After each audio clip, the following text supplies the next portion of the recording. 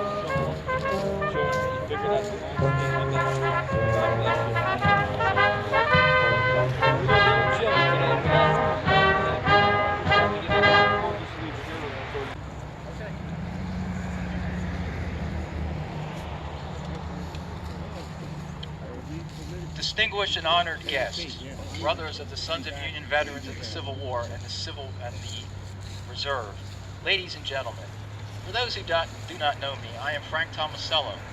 I'm the commander of the Lewis R. Francine Camp Number 7, Sons of Union veterans of the Civil War. On behalf of the Sons of Union veterans, I welcome and thank you for being here to help us celebrate the dedication of Atlantic County's last Civil War veterans marker. There can be only one, so this event is indeed unique. I am both honored and humbled to see all of you here for the purpose of honoring the service and sacrifice of one Samuel K. Morey. I defer to other speakers today to present a picture of Samuel Morey the man. I would briefly like to place today's ceremony in what I feel is its proper context by answering the question, why does Samuel Morey matter to us today? I submit to you that the passing of Private Morey on February 20th, 1943 represents the metaphorical end of an era, the most important era in the history of this great nation. From the time of our founding, our Republican form of government was considered but an experiment, and one that many, both here and abroad, deemed ill-advised and would have delighted in its failure. The Civil War was the greatest crisis this country has ever faced. Had the outcome been different, we would have ultimately ceased to be as a union, and the principles of self-government and democracy would have been lost to humanity for many, many years, if not forever. But the Union was saved by humble men like Samuel Morey, who answered the nation's call, left their families, their livelihoods, the comforts of home, and faced unrelenting hardship and danger to their lives and health. Through the sacrifices of these men, the nation was not lost, the experiment was not a failure, and we emerged not only a stronger nation, but a better one. A nation finally and firmly committed to one of its founding principles, that being that all men are created equal. It is therefore of the utmost importance that we today recognize and remember just what was at stake during the Civil War and how it shaped the world we inherited from Samuel Morey. It is only with this knowledge that we can face the challenges of today and those of tomorrow and continue the great American experiment. As Samuel Morey passed from this life to the next, our nation was in the early stages of the second major global conflict to devastate the world in a generation. I can't know for sure, but I suspect little note was taken at the time of the passing of this old soldier, given 2 intervening wars and so many young men then dying in a third all over the globe. In that respect, I believe he is owed a day such as today, and a debt that was long overdue. I first learned of Samuel Morey about a year ago. I've spent so much time thinking and learning what I could of him since then that I feel somehow justified in saying that I knew him. From what I have learned, there is one thing that I am very sure of. He would be loving every minute of this. And now, without further ado, I would call upon Reverend Ash to offer the invocation.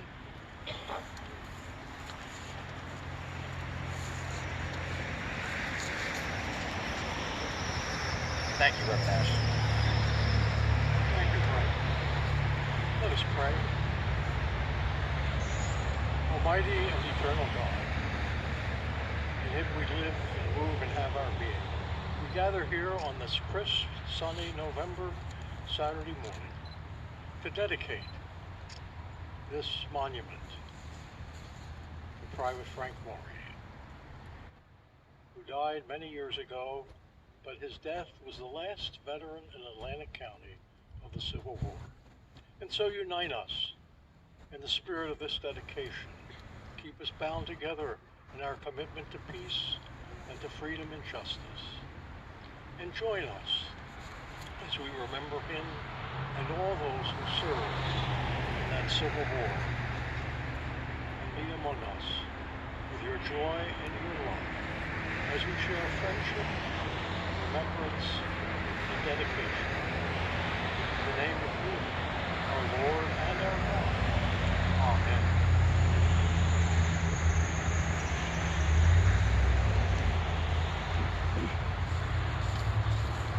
Thank you, Reverend Ash.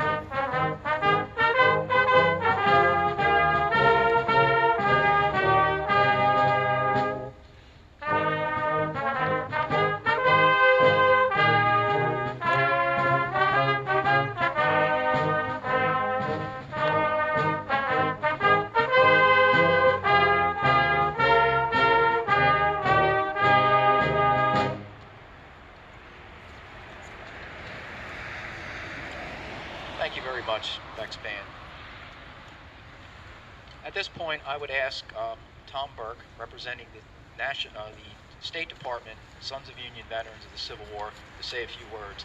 Tom is a very well-known, very well-respected advocate of New Jersey in the Civil War. Thank you, Tom. Hi, I'm here today representing on behalf of Robert Meyer, the New Jersey State Department Commander. I'd just like to welcome all you people and thank you for coming out today. Unfortunately, in today's climate, celebrating the Civil War has become kind of politically incorrect, and it's wonderful to see such a large crowd here today to commemorate this occasion. Thank you for coming out. I really appreciate it. Thank you, Tom. Next, I would call upon Andrew Mcgill. He will be representing himself as well as another Mori descendant. Andrew does descend from the Mori family.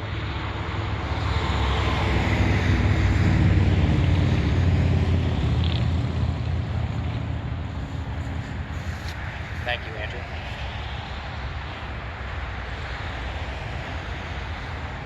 Good morning. I'd like to thank first Frank Tomasello and Francine Camp, 7 of the Sons of Union Veterans, for letting me make a few remarks to you this morning. My name is Andy Mcgill, and I'm here today with my sister Patty Morey and my daughter Elizabeth Catherine Morey Mcgill to celebrate the dedication of the new JAR monument, which honors Private Samuel Morey, as you heard, Atlantic County's last Civil War veteran, and my third great uncle, Patty's third great uncle, and Elizabeth's fourth great uncle. About 4 years ago, I discovered that one of my great-great-grandfathers was named Reuben Morey Sr. His family was mainly from the Tuckerton and Little Egg Harbor area of what was then Burlington County, but is now in Ocean County. Reuben and his older brother, William, served in Company K of the 10th New Jersey Volunteer Infantry, along with 2 of his wife's brothers, John and Job Grant, and also their sister Rachel Grant's husband, James Gale. Many of the men in this area of what's now Ocean County would actually serve in Company K of the 10th New Jersey. James Gale would be wounded at the Battle of Cedar Creek in October of 1864 in the Shenandoah Valley. But all 5 of these family members would survive the war. Another Morey brother was Nicholas, who served in the 4th New Jersey Infantry. All of them are buried in Tuckerton's Greenwood Cemetery. As my research was rapidly adding Civil War veterans to the list of my kinsmen, I came across the name of Samuel Morey, who was the youngest of these Morey brothers.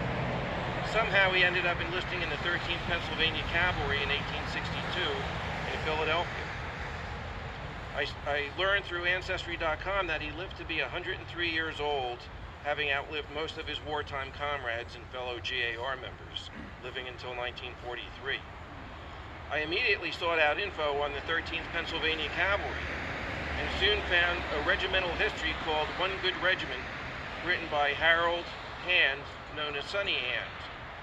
As I glanced at the first few pages of the book online, I was astonished to find that the book's author was actually Samuel Morey's great-great-grandson, and therefore my not too distant cousin.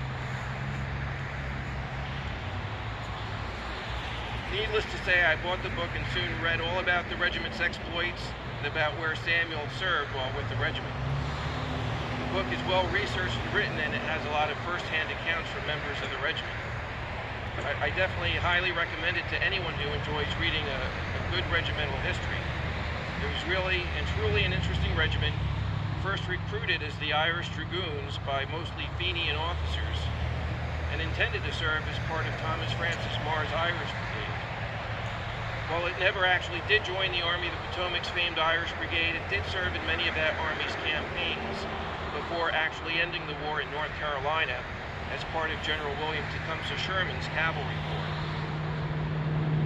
Today, I think it's fitting and proper to express my gratitude to Samuel Morey and his brothers, who left their homes and in some cases, wives and small children, to serve when their country called, and to express gratitude to all who fought to preserve the Union in the armies and the navies of the United States.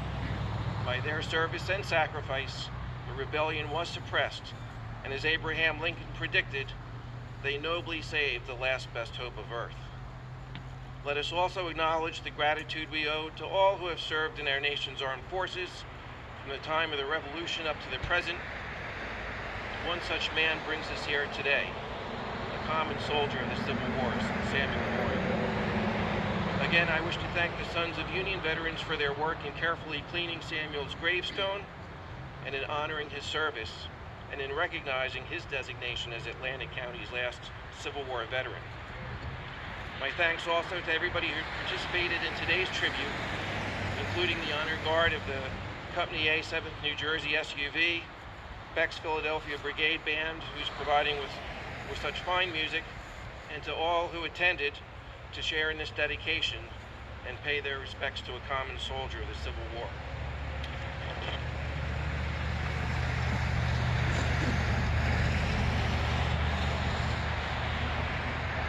As I mentioned, Sonny Hand is the great-great-grandson of Samuel Morey, and he wrote the regimental history. Unfortunately, he couldn't be here, but he did send a message, which I now read to you. Sonny says, "Thank you, Frank Tomasello and the Sons of Union veterans for honoring Samuel Morey. This means much to me, being a direct descendant of Sam, and also having written their regimental history. I apologize for not being able to attend today. Sam Morey was my great-great-grandfather on my father's side.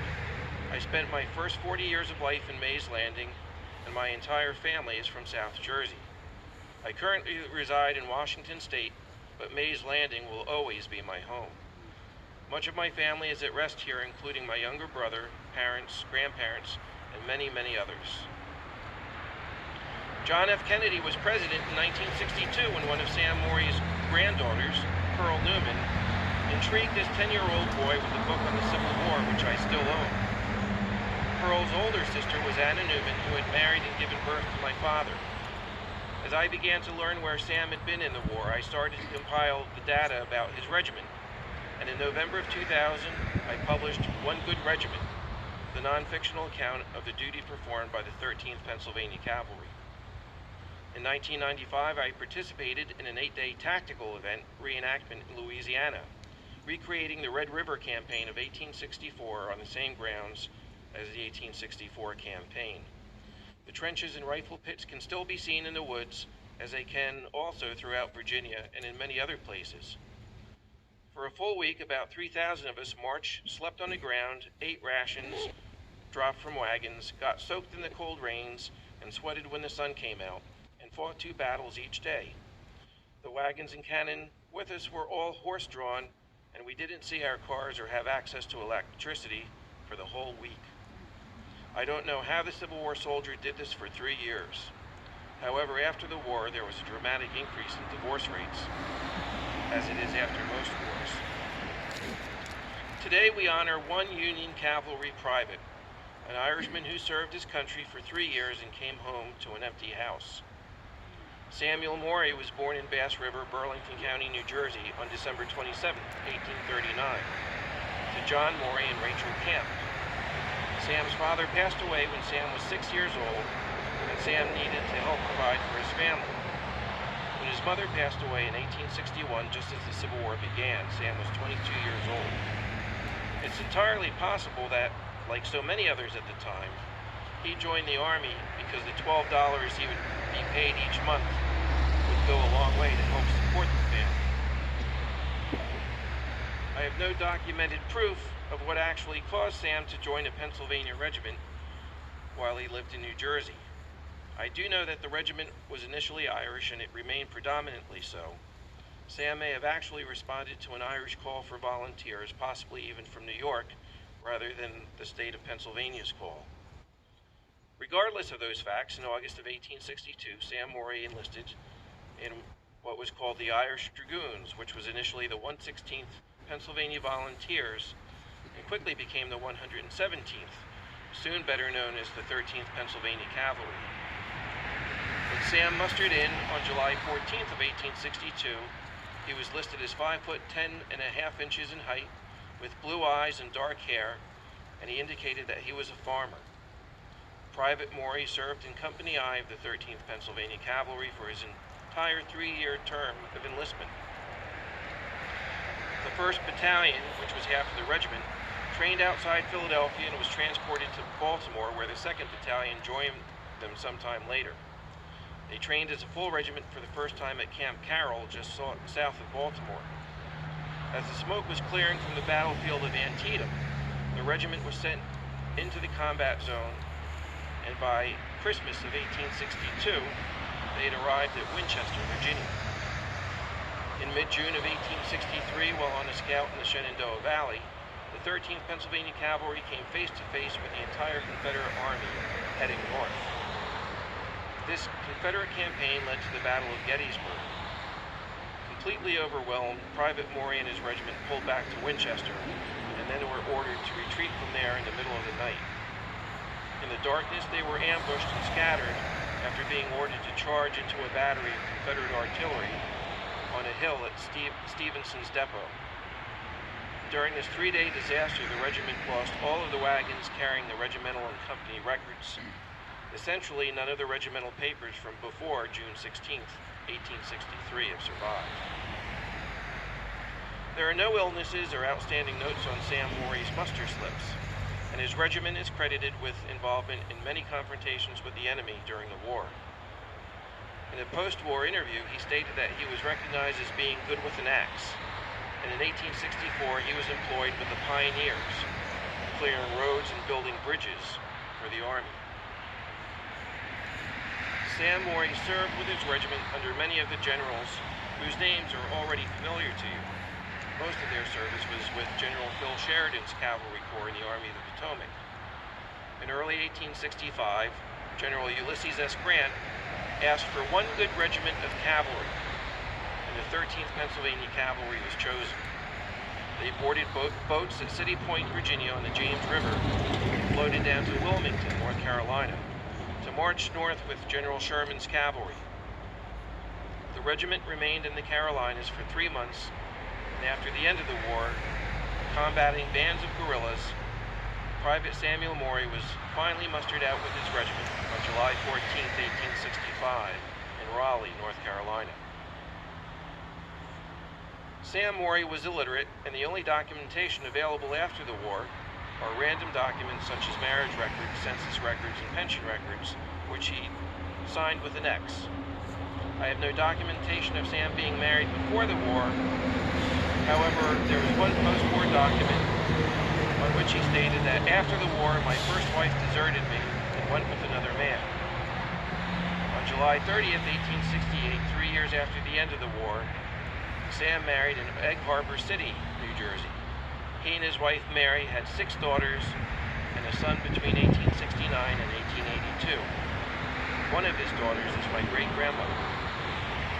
Records show that Sam worked at a variety of jobs as he aged, including as a day laborer and a collier, selling and transporting coal. Sam applied for a medical pension from the U.S. government in 1883, but he was turned down, and as a result, he worked as long as he was able to. Sam's wife, Mary, died in 1915, and she is at rest right next to Sam. After her death, Sam moved in with his married daughter, Jenny, in Milmay. The remains of that house can still be found in the woods. 5 years later, when Sam was 81, the 1920 census records indicate that he was a woodcutter, so apparently he was still pretty good with that axe. Sam's advancing age started catching up to him. He gradually became destitute, and he developed various medical issues as his eyesight began to fail. During the late 1930s, Sam was still residing in Milmay, and my father and uncle both told me that they remembered visiting him. They said Sam was mostly bedridden by that time, but he talked and joked as much as he was able. In 1939, Sam was featured with a photo in a newspaper article when he reached the age of 100, and by that time he was completely blind and using a cane. Samuel Morey suffered a fall in early February 1943, and on February 20th he passed away at his daughter Jenny's home in Milmay at the age of 103 years old, 1 month and 23 days. His death certificate lists the cause of death as old age and pneumonia. Sam Morey was laid to rest here on Tuesday, February 23rd, in Union Cemetery.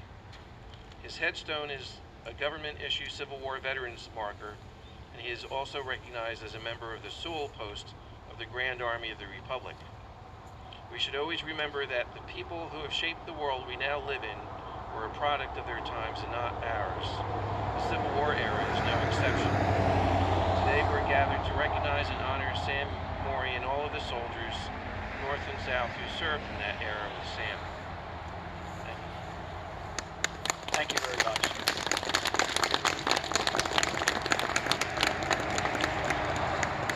All right, at this time we will perform the actual Sons of Union Veterans prescribed dedication ceremony.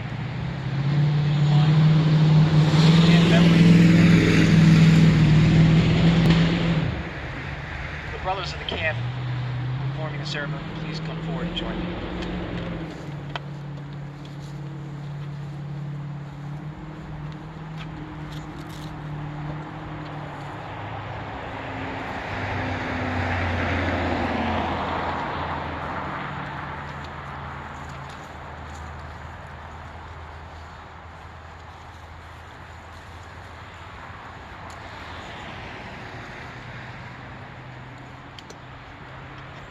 Joining me is Brother Paul Tucci and Brother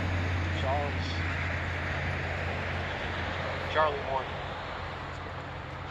Commander, honored guests, ladies and gentlemen, on behalf of the Sons of Union Veterans of the Civil War, I wish to thank you for coming today. We are here today to honor and forever mark the resting place of the last Civil War soldier of Atlantic County, New Jersey. As nothing worthy of merit can be accomplished without divine guidance, I ask you to bow your heads as the chaplain invokes his divine blessing.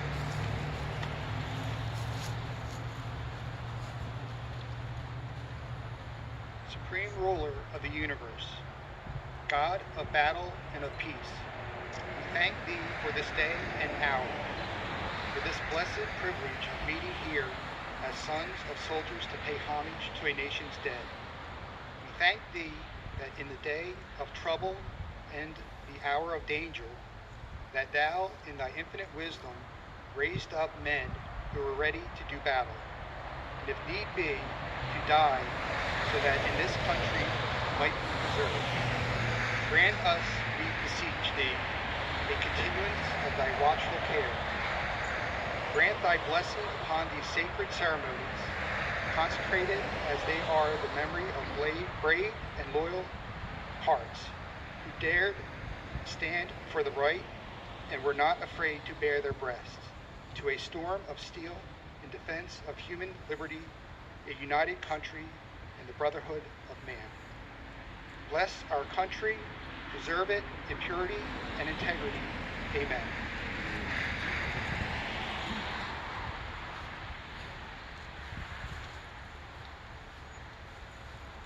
Memorial Officer Charlie Morgan.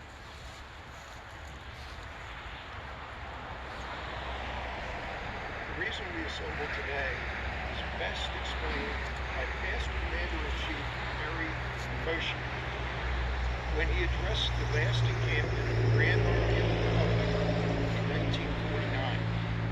He said in part, and I quote, "The records of 300 fighting regiments show that of their number, 1 in 3 was either killed or wounded. They stood at Antietam. They faced the heights of Donelson and Fredericksburg and stood among the cedars at Stone's River. They met the fearful shock at Shiloh, became granite columns with the rocks at Chickamauga, formed a living wall against treason's mightiest power at Gettysburg, moved unfaltering in the slaughter pens of Cold Harbor, and climbed up to rocky precipice and mountainside to the portals of glory on Lookout, Kennesaw, and Mission Ridge.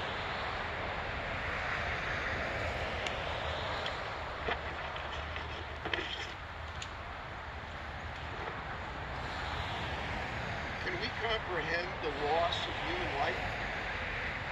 Even the comprehension will be but a dim picture of the reality, unless our imagination be vivid enough to fill all of its lines and spaces with privation and suffering.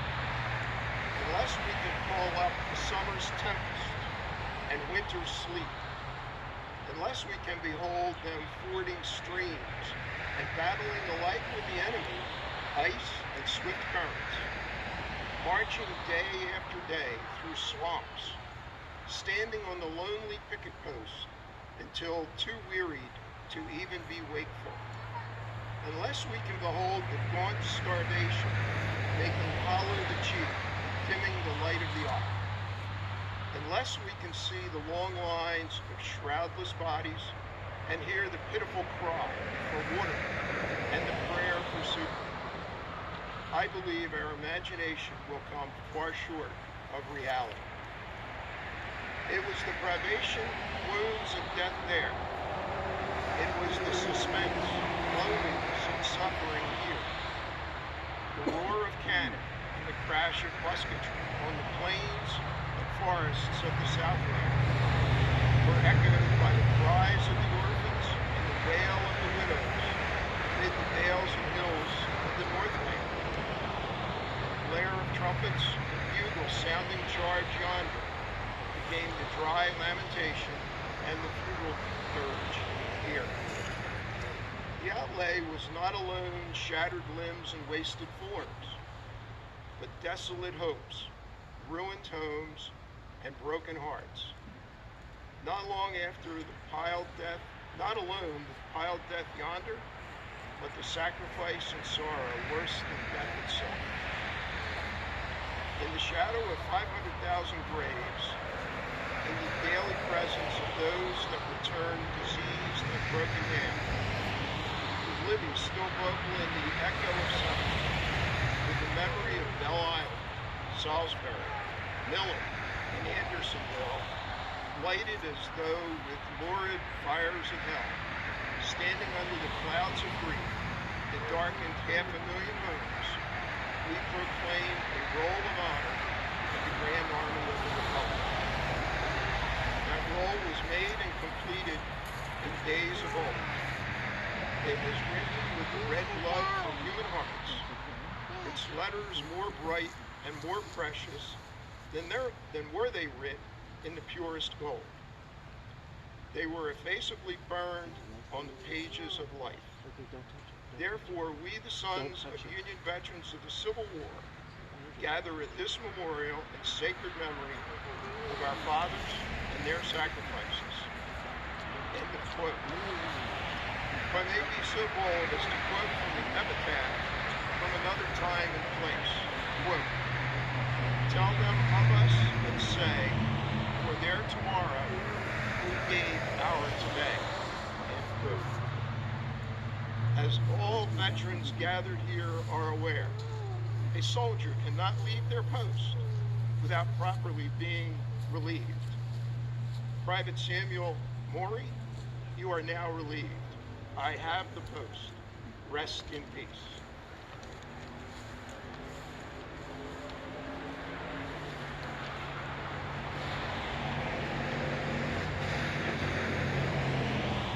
Samuel Morey is the last soldier of Atlantic County, state of New Jersey. He was born in Tuckerton, New Jersey in December of 1840. He enlisted as a private in Company I of the 13th Pennsylvania Cavalry of the Union Army. This unit was involved in the following activities and engagements during his enlistment: battles of Winchester, Sulphur Springs, Mine Run, the Wilderness, Spotsylvania Courthouse, Falls Shop, Trevilian Station, St. Mary's, Jerusalem Plank Road, Malvern Hill, Lee's Mill, Wyatt's Farm, Boyden Plank Road, Hatcher's Mill, Dabney's Mill, and the Carolinas. Honor attendants, remove the covering.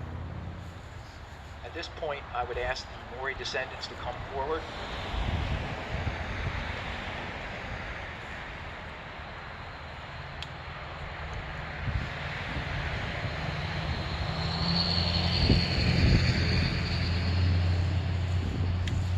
Ask that you have the honor of removing the veil from the marker.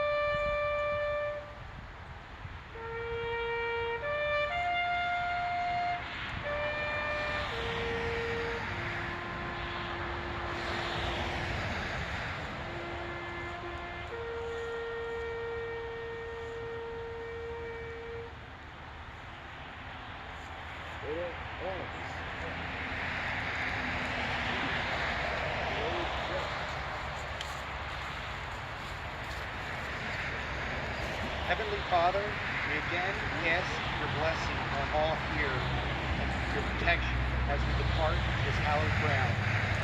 Teach us to be ever mindful of the sacrifices of those that have gone before us, and behold your tender mercies, the defenders of this great country.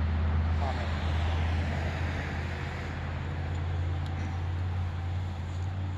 Ladies and gentlemen, guests of honor, Beck's band, other camp members, this concludes this dedication ceremony. On behalf of all of us here, we thank you very much for being here. Thank you.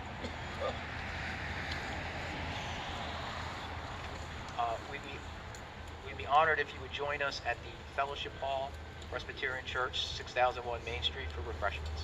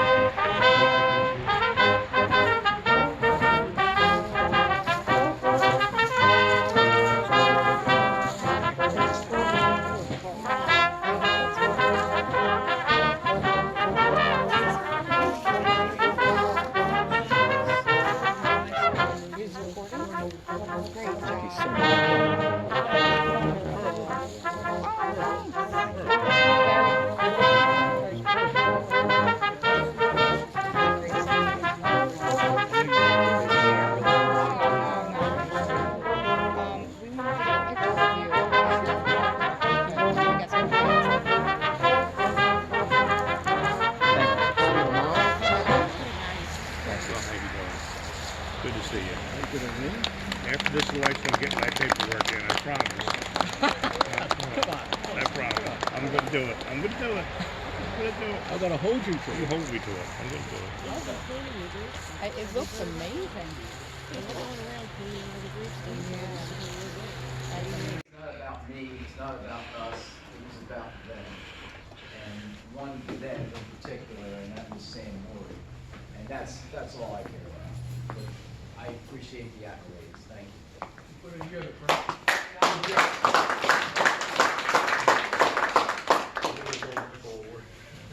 Well, that's the thing about the Francine Camp. You do it right.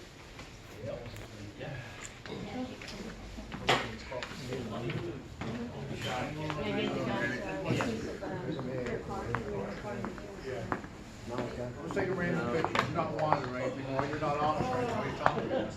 And I can go down and show you.